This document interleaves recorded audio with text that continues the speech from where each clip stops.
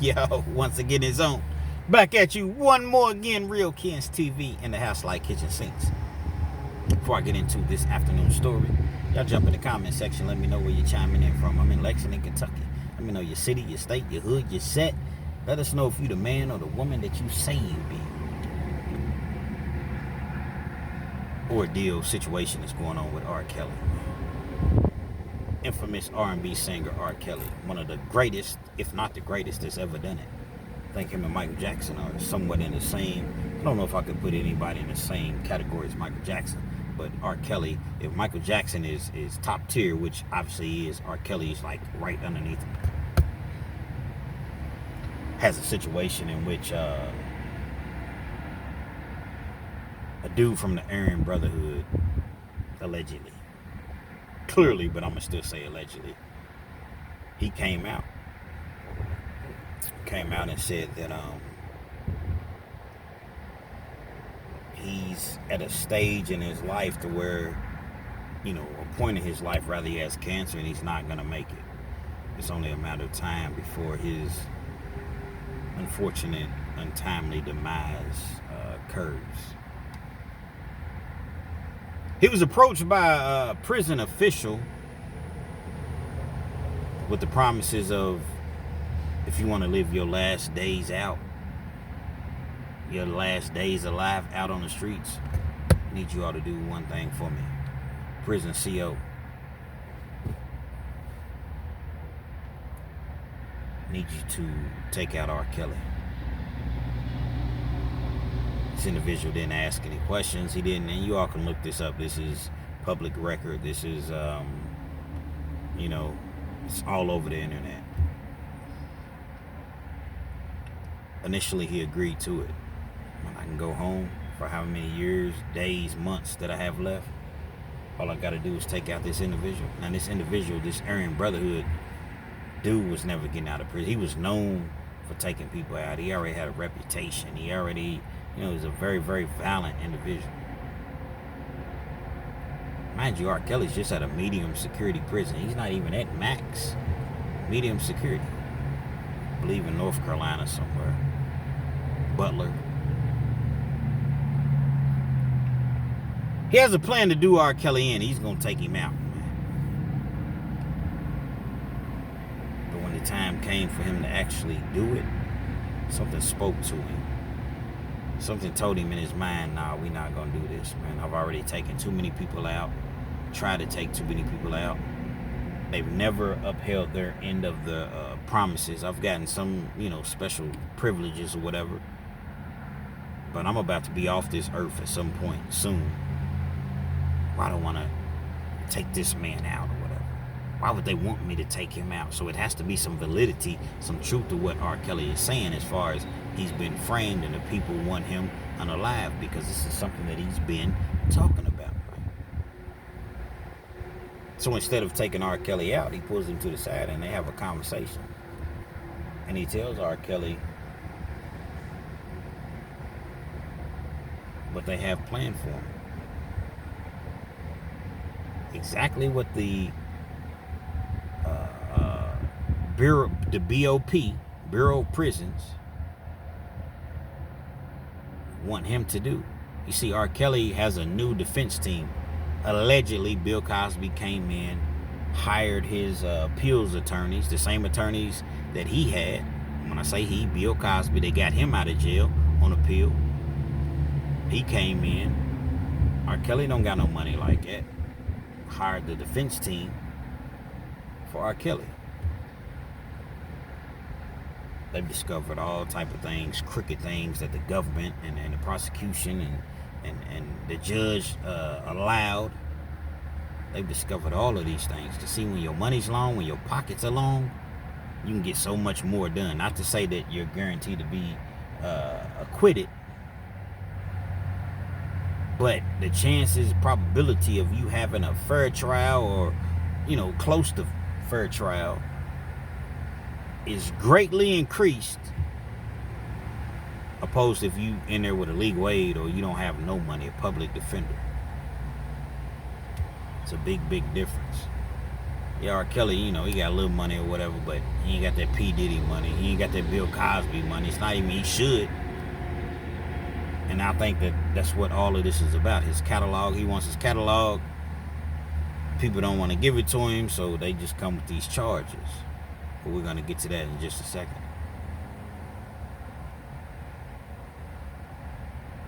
He confronts R. Kelly, he tells him, what the plot, the plan, the twist is. R. Kelly had been feeling this way anyway. The problem is nobody ever believed R. Kelly. When he would go to, the prison officials, they're not going to believe. Nobody will believe what he was talking about. See, the thing about prison, man, is this. Paul Harvey, and I've often referenced this. Paul Harvey. You're not sure who he is, reference or Google him rather. Paul Harvey famously said, if you want to see the scum, the true scum of the earth, go to a prison break room during lunchtime.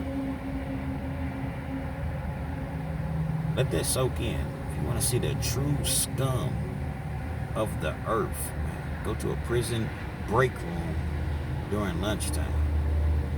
I'm not speaking about everybody, but guess what? If you're a part of the problem, then you are a part of the problem.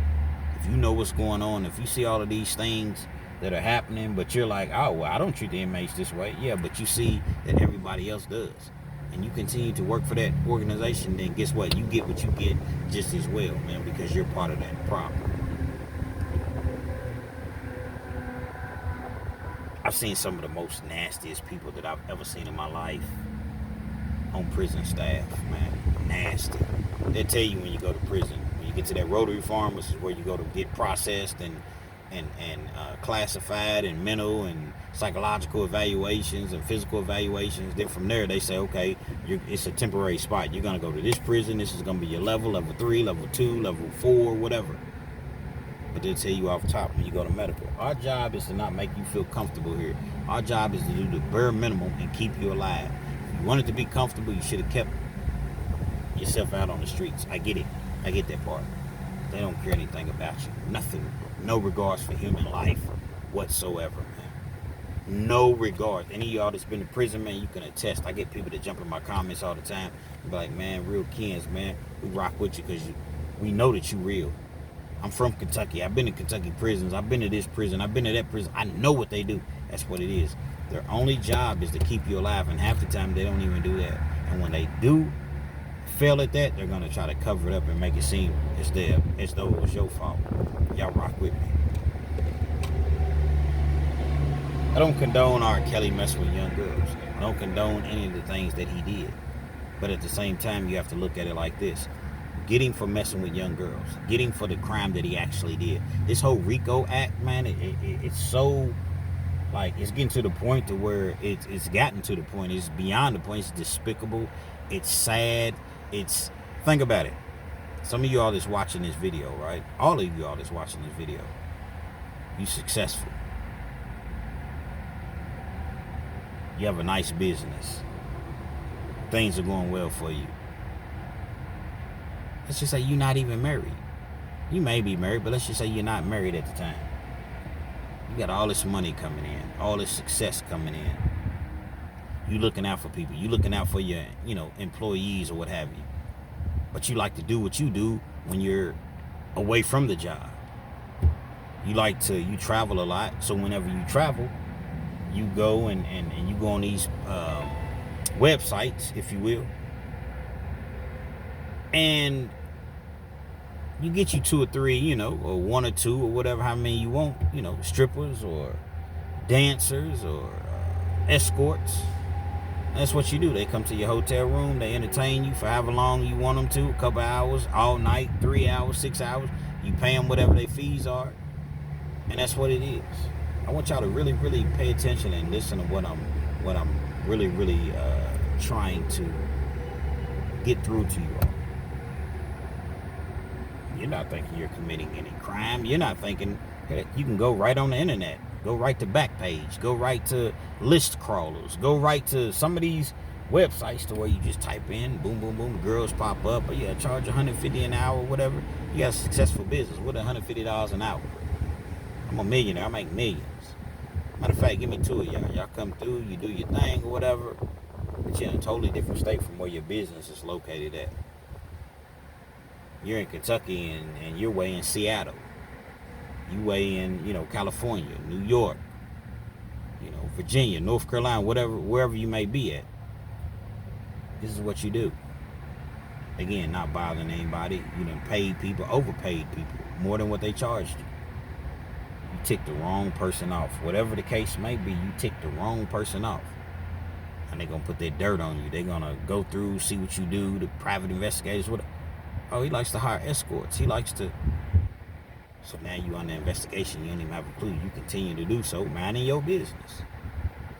May not be morally right, but it's not illegal, because if it was illegal, why would the websites just be up and be just blatantly out in the open? It's not on the dark web, anything. It's just a regular website.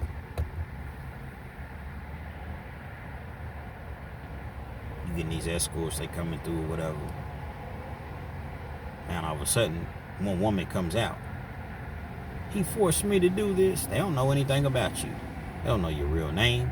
They don't know how much money you got. Yeah, they figure you probably got some bread. You at a nice hotel. But that don't always mean anything. Your job could have paid for that. Okay, you got two girls and you paying them $150 an hour. That don't mean anything. Not necessarily. But see, they've already been tipped off. The government. You got people that's going to tip them off. Bring them forward. Same thing that happened with the P. Diddy situation was similar. So you got one girl that's saying, he raped me. I was just coming over and I thought I was just going to dance. And he raped me.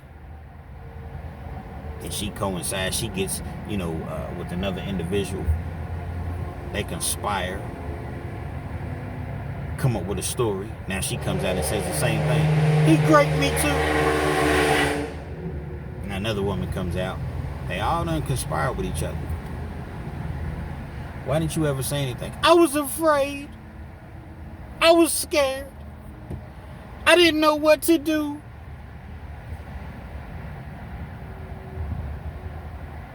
$5 million. I need $5 million. $5 million?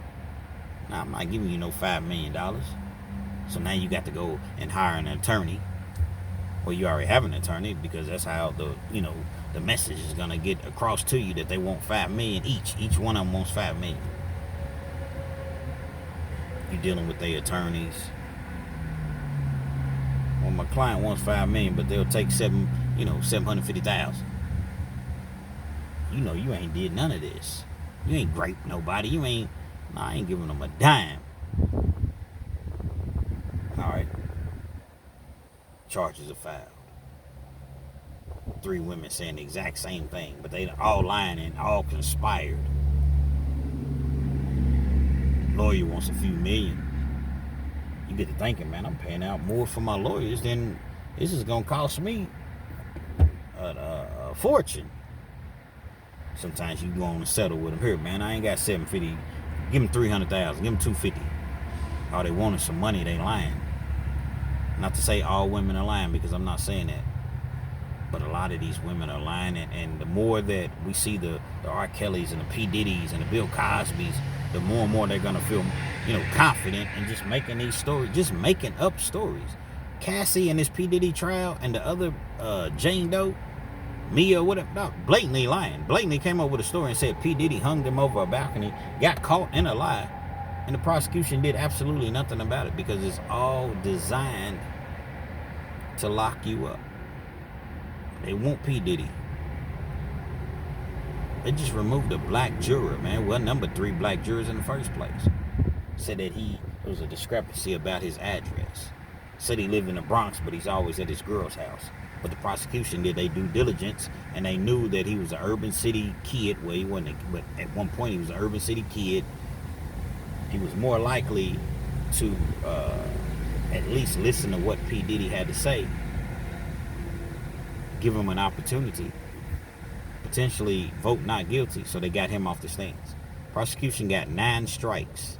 I forget what the actual terminology, but they got 9 strikes, and basically what that means is the jurors that are picked, for the jury or that are potential jurors, the prosecution has 9 opportunities to get 9 different people off the jury. Well, her baby's daddy been in prison, or his daddy went to prison, or his mama hates the system, or this person's been harassed by police before. Out of 9 people, strikes that they had, they've already used 7, maybe even 8, but I know 7. And guess what? 7 strikes to get 7 black people off the jury. Why? Because they say black people are more empathetic, sympathetic towards each other. So being that P. Diddy's a black man, a successful black man, they don't want any black people on the jury. Same with R. Kelly. They don't want any black people on the jury. But it's supposed to be a jury of your peers. So for you all that's going to jump in and say, come on, kids, this race shit, man. Look, I'm not trying to hear none of that, man. Because it is what it is. A jury of your peers don't mean all 12 white people. If you was on trial and you got 12 gang members, Crips, Bloods, Latinos, or Latin Kings, and are you going to feel as though, okay, those are 12 people of your peers? They knew that juror number 6 was filling P. Diddy's testimony, filling this, and the prosecution got them removed. Well, P. Diddy's case correlates as far as R. Kelly's case. They know that the things that they did was wrong. Now that R. Kelly really has a defense team, and he has the private investigators, and he got the money, because allegedly Bill Cosby, and his money's long as, train smoke. They getting to the bottom of the line. They seeing that he got railroaded. Again, he needed to serve some time for messing with little girls. But when you're throwing this RICO, one-man RICO and sex conspiracy and trafficking charges around, that's where it goes it goes too far. R. Kelly's been telling people he felt threatened, he felt as though his life was in danger, but nobody believed him. Now you got this Aryan Brotherhood that brought it to R. Kelly's attention. R. Kelly told his lawyers. They brought it to the prison officials. Of course, they're not going to listen. They're going to laugh. Yeah, okay, he just wants to go home, which I'm sure he does. So in turn, what do? They throw R. Kelly in solitary confinement, which I knew that was going to happen. You tell the people that you're afraid for your life, man, you're going to the hole. And that's basically what solitary confinement is, man. But they'll tell you that you're not being punished, but you're in the hole, 23-1, locked down all day long, kept away from everybody else. One evening, he gets his medicine like he does every night, takes his medicine. I'm not sure exactly how long after the fact, but let's just say a little bit after the fact, hour or two, whatever. He's laying down, he's noticing that things are not right with him. This is 2-3 days after being thrown in solitary confinement, after bringing it forward about this individual that told him that the prisons wanted him unalived. He's messed around. He's fainting, he's dizzy. Everything goes black. He's seeing stars. They take him to the infirmary. The prison infirmary says, man, he needs to go to a regular hospital. We can't do anything for him here. They send him to Duke University. He gets to Duke University. They get to running the test or whatever. He got blood clots everywhere. Blood clots in each leg. Blood clots in his lungs. Doctor recommends he needs to have immediate surgery. R. Kelly been telling him that something's wrong with his legs. His legs were swollen. He wasn't feeling well. Was having trouble breathing. I think the prison nurse gave a darn about anything like that. No. Probably never even reported it in his file. Doctor saying, nah, he needs to be admitted. He needs to stay here. We need to get him together. We need to keep him 2 days in the hospital. Next thing you know, prison officials, the COs come with guns drawn. Get him out of here. Taking him back to prison. The doctor is pleading. Listen, This man does not need to be in prison. He needs to be in our care. He needs to have surgery. These blood clots are not very forgiving at times. They're very serious. He needs to be in prison. We're going to do this the easy way. We're going to do it the hard way. Again, they got their guns. Take R. Kelly out of the hospital against, the doctor spoke out in public. Affidavit, sworn affidavit, against my recommendations. He needs to stay in here, but they took him back to the prison. Take him back to the prison, throw him in solitary confinement, man. I done seen it before. I done seen dudes get beat to death. Heard of dudes getting beat to death. They'll throw you in the hole. That door stays locked, and you won't come out of it for 60 days, 90 days. Can't call nobody. Can't receive mail. Can't interact with anybody to let them know what's going on. It's sad, man. It's very sad, man. For you all to think that I'm lying or making this up, or that I'm bitter, or that, only thing I can do is just tell you, man. These people really, really think that they can do anything that they want to do. Why? Because they do anything that they want to do. Whether you black, white, Mexican, or whatever, man, these people lie. They lie. Well, why would they lie, Kens? I mean, you got to ask. I don't know why they would lie. But what I do know is that they lie, man. It's so sad. It's so sad. So you got R. Kelly that they brought back to the prison, as I mentioned, threw him in a hole, and he's just sitting in the hole right now. Can't get any phone calls, can't make any phone calls. Not that you can get phone calls in prison, but I'm just saying, got him restricted from the phone. Why? Why? Because he's trying to expose a prison. He's trying to expose some of the ways, some of the tactics that they use there. Again, R. Kelly, I'm a fan as far as his music or whatever. I don't like the fact that he messed with young girls. I don't like that fact. But they should have just charged him once again with that. You don't just hit somebody with a RICO act just because you can. Everybody's going to start getting hit with this RICO now. Everybody. You ain't even did no RICO. You don't have no organized crime. They trying to take every dime P. Diddy got. Knowing that this man created his entity with hard work and created Bad Boy Records and, all the businesses that he has. He created these businesses with legitimate money. But they're going to come in if they get a conviction and say, well, he used illegal money to further enhance his legal business, man. These people are crooks. The government, the prosecutors, the FBI, they are the real crooks, man. They're really legitimately crooks, man. And they will take everything that you have. They're going to keep a lot of it for themselves, in my opinion. All of this is allegedly, my opinion. It's opinionated. But I've been in and out of the system for a long time.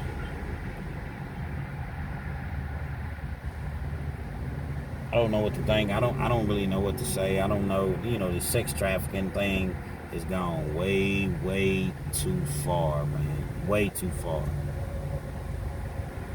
But they have the ability to do so. So I guess they're only exercising their rights. Things that they're allowed to do. R. Kelly can't take his thing to trial. Well, actually, he did take it to trial. Now he got 30 years. So, but I know that he's trying to get back in appeals and hope that he gets a new trial or he gets his time reversed, whatever the case may be. He's trying to go home, get out of prison. It's messed up, man. How they do us, how they do people just in general. Police, the feds, they don't care nothing about you, man. Understand that. So when you're out here doing this dirt, you commit these crimes, understand that at some point they might get me. And if they get me, I'm going to have to face an individual, a judge, a prosecutor. They don't care nothing about me, man. And not trying to hear nothing about my family and nothing. Real Kens TV, man. Hopefully you like the video. Feel free to comment, definitely share. Subscribe to the Chiz channel if you're not already subscribed. Be sure to hit that post notification. Anytime I bring you this action and this heat, guess what? You're amongst the first to receive. Now, I don't want to leave a cliffhanger or leave prematurely. Right now, as far as I know, R. Kelly's just sitting in the hole, man. And they're gonna say, no, he's not in the hole. He's in a medical facility or evaluation, and we monitor him 24 hours a day just to make sure that everything. They're lying. He's in a hole. Can't make no phone calls. Can't write a letter. They may take his letter, but they're not gonna send it out. He's in a hole, man. The worst place you can be in prison. Place where they send you at for, disciplinary actions, man. R. Kelly is in a hole. Might reach out to him, man. I don't know. Maybe he'll reach back. Maybe he won't.